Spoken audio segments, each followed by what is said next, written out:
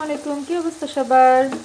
তো আজকে লাউ পাতা বেগুন দিয়ে একটা মিক্স তরকারি রান্না করেছি, ঝোল ঝোল টাইপের।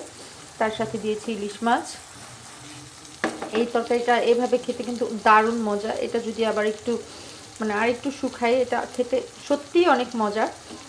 আমার কাছে তো এইভাবে নর্মালি তরকারি খুব ভালো লাগে, আশা করি আপনাদের কাছেও ভালো লেগেছে। এটা রেসিপিটা আমি ফার্স্টে দেখাতে পারিনি, ভাবলাম যে এখন আপনাদের সাথে জিনিসটা শেয়ার করি।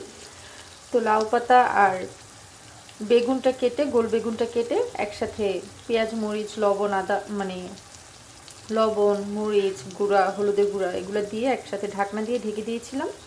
তারপরে এটাকে একটু সিদ্ধ হওয়ার পরে দেন এই মশলাটা একটু কষানোর পর আমার এরকম স্ট্রাকচারটা আসছে। তারপর হচ্ছে এই ইলিশ মাছটা দিয়ে দিয়েছি। তো আমার তরকারিটা এখন পুরোই পারফেক্ট হয়ে গেছে। তো আমি আর শুকাবো না, এটা এভাবে একটু রসালো রসালো থাকবে। এভাবে তরকারিটা খেতে কিন্তু খুব মজা। আপনারা ট্রাই করে দেখতে পারেন, আশা করি আপনাদের কাছেও ভালো লাগবে। আল্লাহ হাফেজ।